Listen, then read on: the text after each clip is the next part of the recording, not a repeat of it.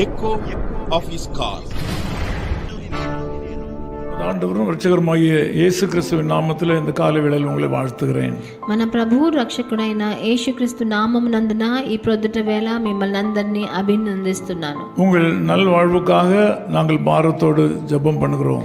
మీకు మంచి జీవితం ఉండాలని మేము భారంతో రోజు ప్రార్థిస్తున్నాము. ஆண்டவர் உங்களுக்கு நல்வாழ்வையும் தீர்க்காயுசையும் கொடுப்பார். మీకు ఒక మంచి జీవితాన్ని దీర్ఘాయుష్ని ప్రభువు ప్రసాదించును గాక. எபிரேயர் 13ஆம் அதிகாரம் 6ஆம் வசனம் விதமாக சொல்கிறது. ఎబ్రేయులకు రాసిన పత్రిక 13వ అధికారంలో 6వ వచనం ఇలా సెలవిస్తుంది. கர்த்தர் எனக்கு சகாயர் நான் பயப்படேன். ప్రభు నాకు సహాయుడు నేను భయపడను అని రాయబడి ఉన్నది.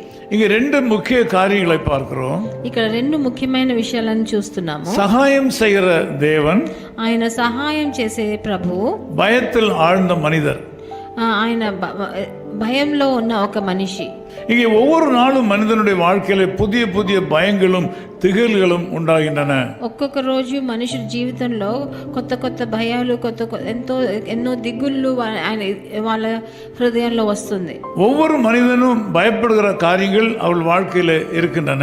ఒక్కొక్క మనిషి వాళ్ళ జీవితంలో ఏదో ఒక విషయం కోసం వాళ్ళు భయపడుతూ ఉంటారు. வியாதியினாலே பயம் உண்டாகிறது. వాళ్ళకి అనారోగ్యం వల్ల వాళ్ళకున్న భయం, எதிராளிகளுக்கு முன்னாலே வருகிற பயமா இருக்கிறது. శత్రువులకు భయపడడం, சில நேரங்களில் நாம் செய்துவிட்ட தவறுகளினாலே ஏற்படுகிற பயம், కొన్నిసార్లు మనం చేసిన తప్పులు పాపాల బట్టి దాని భయపడడం. ஏராளமான காரணங்கள் பயத்திற்கு உள்ளன.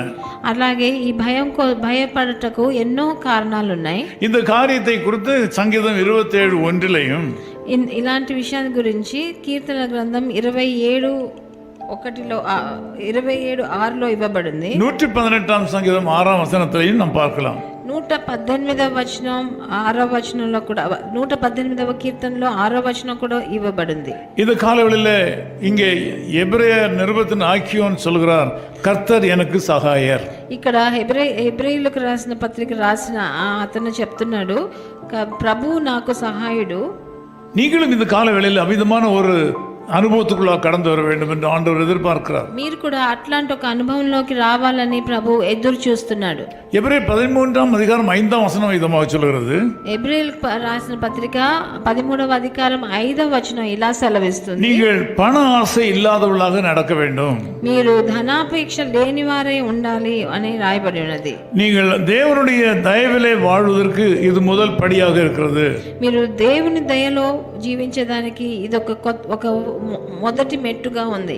ஏனென்றால் பண ஆசை எல்லா தீமைகளுக்கும் வேறாய் இருக்கிறது என்று வேதம் சொல்கிறது. ఎందుకంటే ధనాపేక్ష అన్ని కీడులకి వేరుగా ఉంది అని ఇంకో చోట మనం వచనంలో చదువుతున్నాం. இரண்டாவதாக உங்களுக்கு இருக்கிறவைகள் போதும் என்று எண்ணுங்கள் என்று கர்த்தர் சொல்கிறார். ఇంకో చోట మీకు ఉన్న దాన్ని బట్టి మీరు సంతృప్తిగా ఉండండి అని ప్రభువు సెలవిస్తున్నాడు.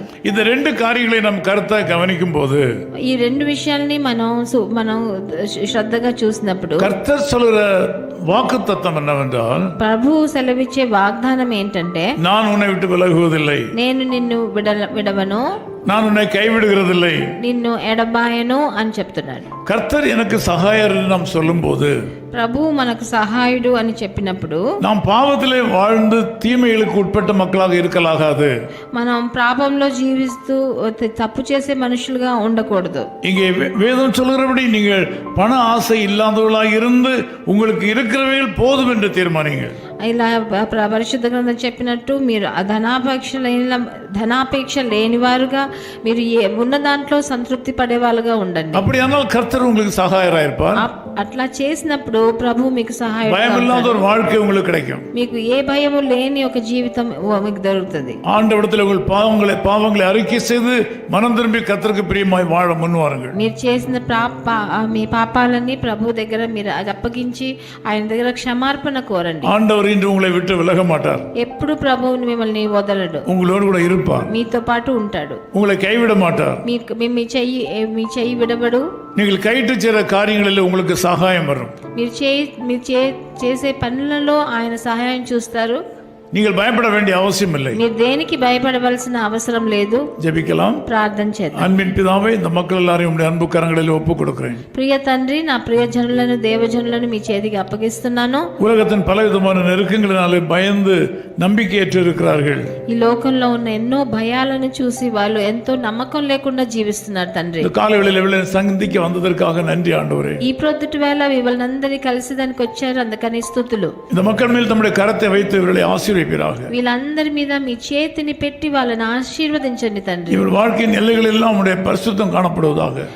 వాళ్ళ జీవితంలో ఒక్కొక్క చోట మీ పరిశుద్ధత చూడని. பொருளாதார காரியங்களில் உண்மையாயிருப்பார்களாக. వాళ్ళ ఆర్థిక విషయాల్లో వాళ్ళు నిజంగా నిజాయితీగా ఉండేదానికి సహాయం చేయండి. தங்களுக்கு தேவன் கொடுத்திருக்கிற ஆசீர்வாதங்கள் போதும் என்று மன ரம்மியமா இருக்க கிருபை தருகிறார்கள். ప్రభు వాళ్ళకి ఇచ్చిన ఆశీర్వాదాల్లో వాళ్ళు సంతృప్తి చెందేదానికి సహకారం చేయండి. இவருக்கு முன்னாலே இருக்க பெரிய பிரச்சனைகளை நீக்குவீராக.